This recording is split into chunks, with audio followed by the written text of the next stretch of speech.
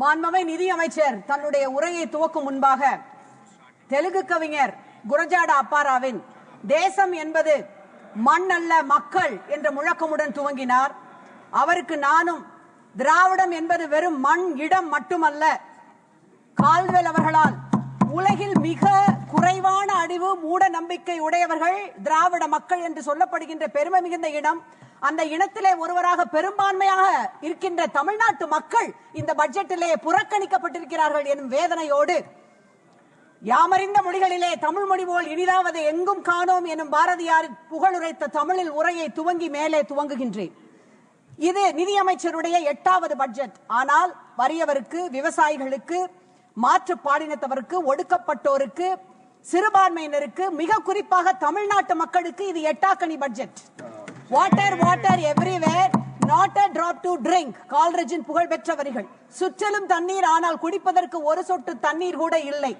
ஆயுதம் செய்வோம், நல்ல காகிதம் செய்வோம், ஆலைகள் செய்வோம், கல்வி சாலைகள் செய்வோம், ஓய்தல் செய்யோம், தலை சாய்தல் செய்ய மாட்டோம் என்று நல்லாட்சி நடத்தி கொண்டிருக்கின்ற எங்களுடைய மாண்புமிகு முதலமைச்சர் தளபதி மு.க. ஸ்டாலின் எத்தனை கோரிக்கைகளை விடுத்திருப்பார். ஆனால் சுற்றிலும் தண்ணீர், எங்களுக்கு ஒரு சொட்டு தண்ணீர் இல்லை என்னும் அளவிற்கு கூட்டணி கட்சிகளுக்கு, பாஜக ஆளும் மாநிலங்களுக்கு மட்டும் வாரி வாரி இறைத்துவிட்டு எங்களுக்கு கையை விரித்திருப்பதால் இது பாராமுக பட்ஜெட், இது பாரபட்ச பட்ஜெட்.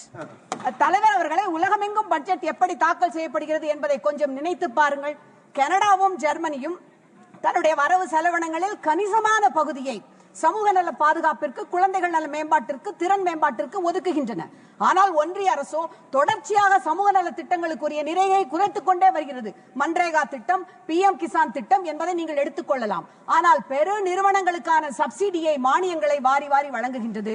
சாமானிய மக்களின் வரியை பெரு முதலாளிகளுக்கு மடைமாற்றி விடுவதால் இது நீதியை அநீதியாக மடைமாற்றம் செய்கின்ற அநீதி பட்ஜெட் என்று நான் சொல்லுவேன்.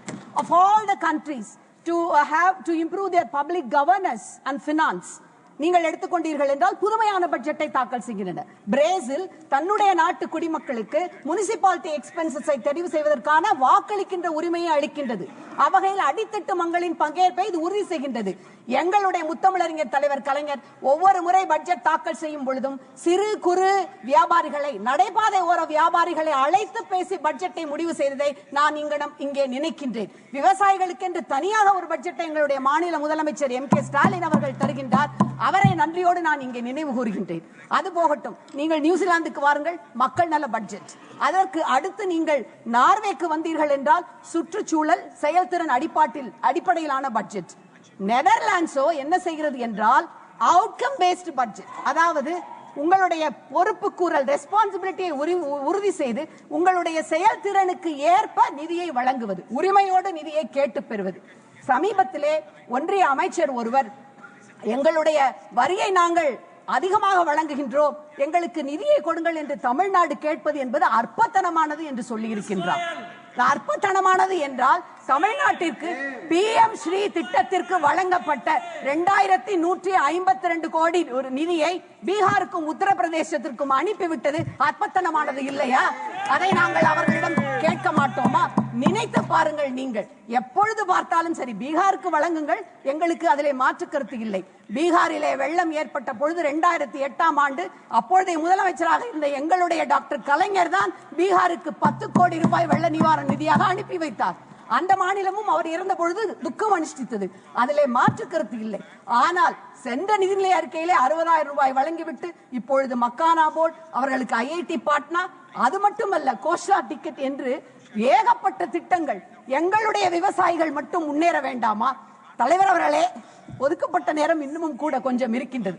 நினைத்து பாருங்கள், மகாராஷ்டிராவிற்கு 39,000 கோடி. ஆனால் எங்களுக்கு என்று ஒதுக்கப்பட்ட எந்த விதமான பெரிய அறிவிப்புகள் எதுவும் இந்த திட்டத்திலே கிடையவே கிடையாது. தமிழின் தொன்மையை இரும்பின் தொன்மை கொண்டு அறிவித்திருக்கின்றார் எங்களுடைய முதலமைச்சர்.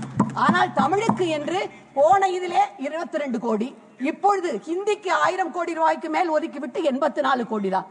அன்பிற்குரிய பேரவை தலைவர் அவர்களே, இவர்களுடைய எக்கனாமிக் சர்வேயை எடுத்துக்கொள்ளுங்கள். தமிழ்நாடு 56% தேசிய GDP விட அதிகம் என்று சொல்லுகின்றது. தமிழ்நாடு 9% GDPக்கு பங்களிக்கிறது என்று சொல்லுகின்றது. கல்வி, மருத்துவம் 2 minutes. கல்வி, மருத்துவம் அனைத்து துறைகளிலும் தரவரிசை பட்டியலிலே தமிழ்நாடு முதல் இடத்தில் 3 இடங்களில் வகிக்கின்றது. வஞ்சித்தால் எப்படி நியாயம்? உங்களுடைய எக்கனாமிக் சர்வேயினுடைய பிரிஃபேஸில் ஸ்பார்டன்ஸ் என்று சொல்லப்படுகின்ற வீரர்களுடைய ஒரு கொட்டேஷனை அரசு பதிந்திருக்கின்றது. அது என்னவென்றால், the more you sweat for peace, the less you bleed in war. உங்களுக்கு நான் அதனையே மாற்றி சொல்லுவேன், the more you sweat in inclusive politics, the less you bleed in economic progress. அவையின் நடுவே செங்கோலை வைத்திருக்கின்றீர்கள். The place does not make the man, neither scepter the king. Greatness should be within. மன்னனை செங்கோல் உருவாக்குவதில்லை. அரும்பெரும் நற்குணங்கள் உள்ளிருந்து வர வேண்டும். மக்களாட்சியின் மாண்புகளோடு கூட்டாட்சி தத்துவத்தை உணர்ந்து கொண்டு பிளவுவாத அரசியலை விடுத்து மதவாத அரசியலை முன்னெடுங்கள். நாடு நலம் பெறும், மக்கள் செழிப்புற்று மகிழ்ச்சியோடு வாழ்வார்கள்.